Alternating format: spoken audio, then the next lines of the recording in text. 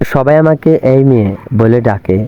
স্কুলে রোল 17, আমি বলে বাসার কাজের মেয়ে, আর পাড়ার লোকের কাছে ওই ইতিমটা। আমার বয়স 18, ইন্টার প্রথম বর্ষে পড়ি। থাকি চাচার বাড়িতে। চাচা, চাচি আর তাদের 2 ছেলে মেয়ে। বাবা মা নাই, ছোটবেলায় নদীতে নৌকা ডুবে মারা গেছে। চাচা বলেছেন আমার মনে নাই। সকাল 5টায় উঠি, ঘর মোছা, রান্না, ছোট ভাই বোনকে স্কুলে রেডি করা, তারপর নিজে দৌড়ে কলেজ। ক্লাস শেষে আবার কাপড় কাচা, বাজার।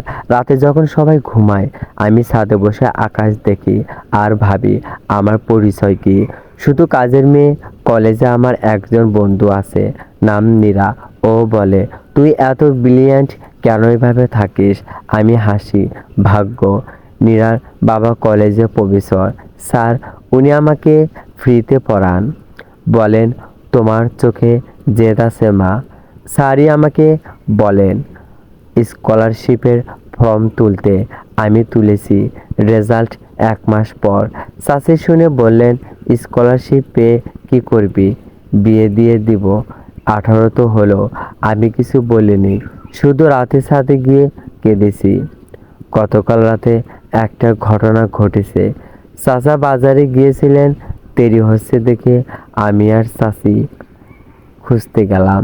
রাস্তায় অ্যাক্সিডেন্ট, একটা গাড়ি চাচাকে ধাক্কা দিয়েছে। হাসপাতাল। ডাক্তার বলল স্মৃতিশক্তি হারিয়েছেন। কে উনি নিজেও বলতে পারছে না। চাচি কান্না করে বললেন এখন আমাদের কি হবে? আর আমি আমি চাচার পাশে বসে ওনার হাত ধরে আছি। উনি আমার দিকে তাকিয়ে বললেন তুমি কে মা? আমি আমি বললাম আমি আমি তোমার ভাতিজি। উনি মাথা নাড়ালেন, তারপর আবার ঘুমিয়ে গেলেন। রাতে বাসায় এসে চাচি আমাকে বললেন তোর জন্যই অলক্ষ্মী, তুই আসার পর থেকেই আমাদের কপাল পুড়ছে। আমি রুমে এসে আলমারির উপরে বাক্সটা নামালাম। ওখানে আমার একটা জিনিস আছে, বাবা মার পুরনো ছবি। পেছনে বাংলায় লেখা আমাদের রাজকন্যা রিয়া। রিয়া, আমার নাম কি রিয়া, কিন্তু কাগজে তো কোনো জন্ম নিবন্ধন নাই, স্কুল সার্টিফিকেটও পিতা অজ্ঞাত। আমি কে? রিয়া নাকি শুধু এই মেয়ে? ছাদে বসে ছবিটা বুকের সাথে চেপে ধরলাম। আকাশে তারা, একটা তারা খুব জ্বলজ্বল করছে। মনে মনে বললাম আল্লাহ আমাকে আমার পরিচয়টা দিয়ে দাও। ঠিক তখনই ফোনে মেসেজ টোন, নীরা, রিয়া, কালকে কলেজে আয়, তোর জন্য সুখবর আছে। রিয়া। ও আমাকে রিয়া ডাকে, কিন্তু কালকে কলেজে গিয়ে আমি কি নতুন কোনো পরিচয় পাবো? সকাল 8টা, কলেজে। আমি দৌড়ে গেছি, গায়ে চাচার পুরনো জামা, হাতে একটা ফাইল। চাচি বলেছে আজকে কাজ বেশি, তাড়াতাড়ি ফিরিস। নীরা গেটে দাঁড়িয়েছিল। রিয়া, অবশেষে এলি? কি খবর রে? প্রিন্সিপাল স্যার ডাকছে, রেজাল্ট আসছে। প্রিন্সিপাল রুম, স্যার, নীরার বাবা আর 2জন লোক বসা। স্যুট টাইট পরা, শহর থেকে আসছে মনে হয়। প্রিন্সিপাল স্যার বললেন রিয়া দাঁড়াও, তুমি আমাদের কলেজ থেকে মেধাবী ছাত্রী, স্কলারশিপ পেয়েছো। প্রতি মাসে 8,000 টাকা, সাথে হোস্টেলে ফ্রি সিট। আমার মাথা ঘুরছে। 8,000 টাকা হোস্টেল মানে আমি চাচার বাড়ি থেকে মুক্তি পাবো। ধন্যবাদ স্যার, বলতে গিয়ে গলা কেঁপে গেল। ওই 2জনের মধ্যে একজন ভদ্রলোক উঠে বললেন আমি আলো ফাউন্ডেশন থেকে এসেছি। আমরা এতিম মেধাবী ছাত্রছাত্রীদের দায়িত্ব নেই। তোমার কাগজপত্রে বাবা মার নাম নাই, আমরা তোমাকে লিগ্যাল গার্ডিয়ানশিপ দিতে চাই। আমি চুপ। চাচার কথা মনে পড়ল। বিয়ে দিয়ে দিব, বিয়ে দিয়ে দিব। নীরার বাবা স্যার বললেন রিয়া এটা তোমার জন্য সুযোগ, রাজি হয়ে যাও না মা। আমি মাথা নাড়ালাম, রাজি স্যার। বের হওয়ার সময় ওই ভদ্রলোক একটা খাম দিলেন। এটা তোমার ঠিকানায় আসছিল, আমরা পেয়েছি। তোমার নামে খামের উপর লেখা রিয়া চৌধুরী। আমার হাত কাঁপছে।